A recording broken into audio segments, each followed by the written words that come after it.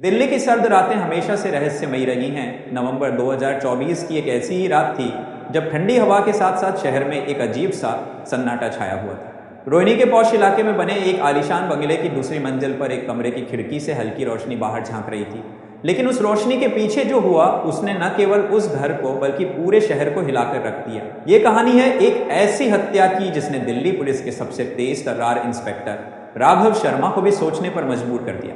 ये कहानी है विश्वास और धोखे की, प्यार और बदले की, और उस सच्चाई की जो कभी कभी सबसे करीब छिपी होती है। सुबह के 6:30 बजे रोहिणी पुलिस स्टेशन में फोन की घंटी बजी। हेड कांस्टेबल रामपाल ने फोन उठाया और दूसरी तरफ से आने वाली घबराई हुई आवाज को सुनकर उसका चेहरा तन गया। साहब जल्दी आइए, यहाँ एक लाश पड़ी है, खून से लथपथ। आवाज एक महिला की थी जो बार बार हाँफ रही थी। रामपाल ने तुरंत इंस्पेक्टर राघव शर्मा को सूचना दी। राघव, जो अपनी कॉफी का पहला घूंट लेने ही वाला था, ने कप टेबल पर रखा और अपनी टीम को इकट्ठा करने का आदेश दिया। चलो, रोहिणी सेक्टर 16 बिला नंबर 42, कुछ बड़ा हुआ है। जब राघव और उनकी टीम उस बंगले पर पहुंचे तो वहां का दृश्य किसी डरावनी फिल्म से कम नहीं था।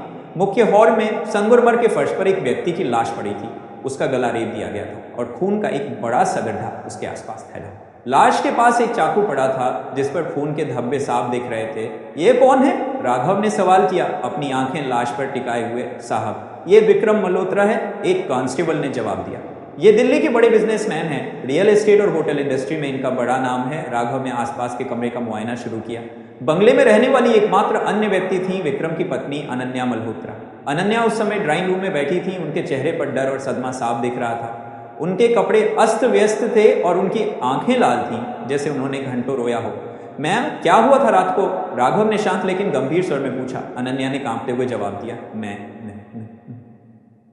रात को अपने कमरे में थी। विक्रम अपने स्टडी रूम में काम कर रहे थे। मैंने करीब 2 बजे एक चीख सुनी। जब मैं नीचे आई तो वो आगे बोल न सकी और फूट फूट कर रोने लगी। राघव ने ध्यान से अनन्या को देखा। कुछ तो गड़बड़ थी। अनन्या की कहानी में कुछ छिपा हुआ लग रहा था, लेकिन अभी वो कुछ कहने के मूड में नहीं थी।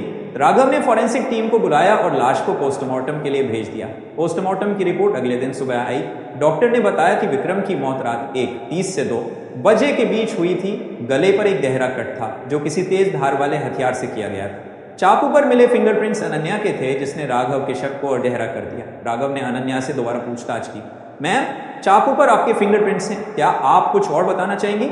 अनन्या ने घबराते हुए कहा, वह चाकू हमारा किचन का था। मैंने उसका इस्तेमाल खाना बनाने के लिए किया था, लेकिन मैंने विक्रम को नहीं मारा। मैंने तो उसे मरा हुआ ही देखा। राघव को अनन्या की बातों पर यकीन नहीं हुआ, लेकिन उनके पास अभी कोई ठोस सबूत नहीं था। उन्होंने विक्रम के बिजनेस और निजी जिंदगी की जांच शुरू की। जल्द ही उन्हें पता चला कि विक्रम का एक बिजनेस पार्टनर राकेश गुप्ता उनके साथ हाल ही में हुए एक बड़े सौदे को लेकर नाराज था। राकेश ने कई बार विक्रम को धमकी दी थी। राघव ने राकेश गुप्ता को पूछताछ के लिए बुलाया। राकेश एक मध्यम आयु का व्यक्ति था, जिसके चेहरे पर आत्मविश्वास और आंखों में चालाकी साफ झलकती थी। वह अपने सूट में सजा धजा पुलिस स्टेशन पहुंचा, जैसे उसे पहले से पता हो कि यह मुलाकात होने वाली थी। इंस्पेक्टर, मैं समझ सकता हूं कि आप मुझे क्यों बुला रहे हैं, राकेश ने अपनी कुर्सी पर बैठते हुए कहा, लेकिन मैं आपको साफ बता दूं, विक्रम मेरा दोस्त था। हाँ, हमारे बीच कुछ मतभेद थे, लेकिन मैं उसे मारने की सोच भी नहीं सकता। राघव ने अपनी भौहें उठाई। मतभेद? सुनने में आया है कि आपने विक्रम को एक डील के लिए धमकी दी थी, 500 करोड़ की वह प्रॉपर्टी डील जो आखिरी वक्त पर रद्द हो गई। राकेश ने हल्का सा मुस्कुराया, लेकिन उसकी आंखों में तनाव साफ दिख रहा था। धमकी? इंस्पेक्टर, बिजनेस में यह सब चलता है। हाँ, मैं नाराज था। विक्रम ने आखिरी वक्त पर डील कैंसिल कर दी और मुझे बड़ा नुकसान हुआ, लेकिन मैंने उसे नहीं मारा। तो उस रात आप कहाँ थे? राघव ने सवाल दागा। मैं अपने घर पर था। मेरी पत्नी और बेटी इसकी पुष्टि कर सकती हैं, राकेश ने जवाब दिया। राघव ने राकेश को जाने दिया, लेकिन उसकी कहानी में कुछ कमी लग रही थी। उन्होंने अपनी टीम को राकेश की गतिविधियों की जांच करने का आदेश दिया। साथ ही उन्होंने विक्रम के फोन रिकॉर्ड्स और बैंक स्टेटमेंट्स की गहन जांच शुरू की। कुछ ही घंटों में एक चौंकाने वाली जानकारी सामने आई। विक्रम के बैंक खाते से पिछले 6 महीनों में कई बड़े ट्रांजैक्शंस हुए थे जो एक ऑफशोर अकाउंट में जा रहे थे। यह अकाउंट किसी ए के ट्रेडिंग के नाम पर था, लेकिन कंपनी का कोई ठोस रिकॉर्ड नहीं मिला। राघव को शक हुआ कि यह कोई मनी लॉन्ड्रिंग का मामला हो सकता है, लेकिन सबसे हैरान करने वाली बात यह थी कि इन ट्रांजैक्शंस के कुछ दस्तावेजों पर अनन्या के हस्ताक्षर थे। यह क्या माजरा है? राघव ने अपने सहायक सब इंस्पेक्टर नेहा को बुलाकर पूछा। अनन्या ने तो कहा था कि वो विक्रम के बिजनेस से दूर रहती थी, फिर ये हस्ताक्षर कैसे? नेहा, जो अपनी तेज बुद्धि के लिए जानी जाती थी, ने जवाब दिया, साहब, या तो अनन्या झूठ बोल रही हैं या फिर उनके हस्ताक्षर का दुरुपयोग किया गया है। हमें उनसे दोबारा पूछताछ करनी होगी। राघव ने अनन्या को पुलिस स्टेशन बुलाया।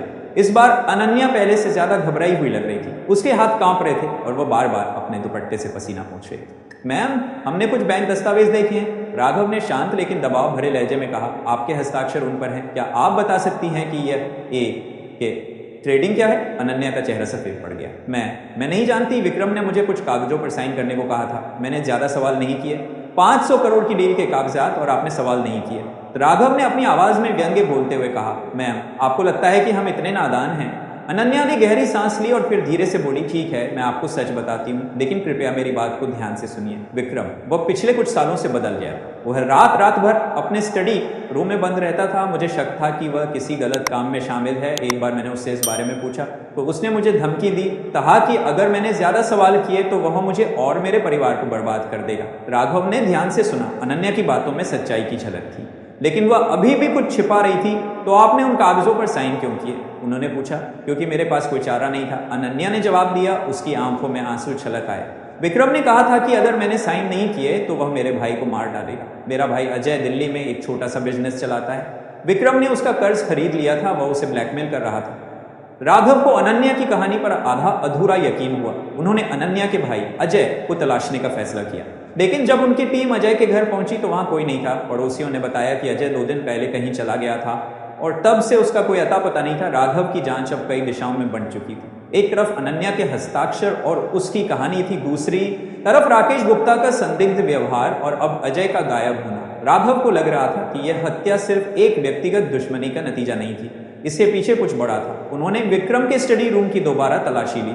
वहां एक पुराना लैपटॉप मिला जो पासवर्ड से लॉक था। राघव ने अपनी साइबर क्राइम टीम को लैपटॉप खोलने का काम सौंपा। कई घंटों की मेहनत के बाद टीम ने लैपटॉप खोला और जो कुछ सामने आया उसने राघव को हैरान कर दिया। लैपटॉप में कई फाइलें थीं, जिनमें से एक फोल्डर का नाम था प्रोजेक्ट शैडो। इस फोल्डर में कुछ दस्तावेज और ऑडियो रिकॉर्डिंग्स थी। राघव ने ऑडियो फाइलें सुनी। एक फाइल में विक्रम की आवाज थी, जिसमें वह किसी अनजान व्यक्ति से बात कर रहा था। सुनो, अगर यह बात बाहर आई तो हम सब खत्म हो जाएंगे। विक्रम की आवाज में घबराहट थी। मैंने तुम्हारा हिस्सा भेज दिया है, लेकिन अब यह रुकना चाहिए। दूसरी तरफ से एक ठंडी शांत आवाज आई। विक्रम, तुम अब पीछे नहीं हट सकते। तुमने गेम शुरू किया, अब इसे खत्म करना मेरी जिम्मेदारी है। राघव ने ऑडियो को बार बार सुना। दूसरी आवाज किसी पुरुष की थी, लेकिन उसका लहजा ऐसा था जैसे वह पूरी तरह कंट्रोल में हो। राघव को यकीन था कि यह व्यक्ति ही इस हत्या का मास्टरमाइंड हो सकता है, लेकिन वह कौन था? 2 दिन बाद राघव को खबर मिली कि अजय को हरिद्वार के एक छोटे से गेस्ट हाउस में देखा गया है। राघव और नेहा तुरंत हरिद्वार के लिए रवाना हुए। जब वे गेस्ट हाउस पहुंचे तो अजय अपने कमरे में अकेला बैठा था, एक पुरानी डायरी पढ़ते हुए। अजय, तुम्हें अब सच बताना होगा, राघव ने सख्त लहजे में कहा। तुम्हारी बहन मुसीबत में है और तुम यहाँ छिपे हुए हो। अजय ने डायरी बंद की और गहरी सांस ली। इंस्पेक्टर, मैंने कुछ नहीं किया, लेकिन हाँ, मुझे विक्रम के बारे में कुछ पता है। वो एक खतरनाक खेल खेल रहा था। उसने एक गलत आदमी से पंगा ले लिया था। कौन था वह आदमी? राघव ने पूछा। अजय ने धीरे से कहा, उसका नाम है रुद्र। वह दिल्ली के अंडरवर्ल्ड का एक बड़ा नाम है। विक्रम उसके साथ मिलकर मनी लॉन्ड्रिंग का धंधा चला रहा था, लेकिन विक्रम ने रुद्र को धोखा देने की कोशिश की। उसने रुद्र का पैसा अपने पास रख लिया। राघव को अब कुछ बातें समझ आने लगी थी। तो क्या तुम कह रहे हो कि रुद्र ने विक्रम को मारा? अजय ने सिर हिलाया। मुझे यकीन है, रुद्र ऐसा इंसान है जो अपने रास्ते में आने वाली किसी भी रुकावट को खत्म कर देता है। राघव ने अपनी टीम को रुद्र के बारे में जानकारी जुटाने का आदेश दिया। जल्द ही उन्हें पता चला कि रुद्र, जिसका असली नाम रुद्र प्रताप सिंह था, दिल्ली के अंडरवर्ल्ड में एक छिपा हुआ लेकिन खतरनाक नाम था। वह बाहर से एक सम्मानित बिजनेसमैन के रूप में जाना जाता था, लेकिन उसके असली धंधे नशीले पदार्थों की तस्करी और मनी लॉन्ड्रिंग से जुड़े थे। राघव ने रुद्र को पूछताछ के लिए बुलाया, लेकिन रुद्र ने अपने वकीलों के साथ पुलिस स्टेशन पहुंचकर साफ इनकार कर दिया कि उसका विक्रम की हत्या से कोई लेना देना है। इंस्पेक्टर, मेरे पास अपने दुश्मनों को मारने का समय नहीं है, रुद्र ने हंसते हुए कहा। और अगर मैंने विक्रम को मारा होता तो क्या मैं इतनी आसानी से आपके सामने बैठा होता? रुद्र की बातों में आत्मविश्वास था, लेकिन राघव को उसकी आंखों में वही ठंडक दिखी जो उसने ऑडियो रिकॉर्डिंग में सुनी थी। राघव को यकीन था कि रुद्र ही इस हत्या के पीछे था, लेकिन उनके पास कोई ठोस सबूत नहीं था। राघव ने अपनी जांच को और गहरा किया। उन्होंने विक्रम के लैपटॉप में मिली एक और फाइल को खोला, जिसमें एक वीडियो था। वीडियो में विक्रम अपने स्टडी रूम में बैठा था और वह कैमरे से बात कर रहा था। अगर आप ये वीडियो देख रहे हैं तो शायद मैं मर चुका हूं, विक्रम ने गंभीर स्वर में कहा। मैंने बहुत गलतियां की हैं। मैंने रुद्र के साथ काम किया, लेकिन उसने मुझे धोखा दिया। उसने मेरी पत्नी अनन्या को भी अपने जाल में फंसा दिया। अनन्या निर्दोष नहीं है। उसने मेरे खिलाफ रुद्र के साथ साजिश रची। अगर मुझे कुछ हुआ तो इसके लिए रुद्र और अनन्या जिम्मेदार होंगे। राघव को यह सुनकर झटका लगा। उन्होंने तुरंत अनन्या को हिरासत में लिया। पूछताछ में अनन्या टूट गई। उसने कबूल किया कि वह रुद्र के संपर्क में थी। मैंने विक्रम को नहीं मारा, उसने रोते हुए कहा, लेकिन हाँ, मैं रुद्र की मदद कर रही थी।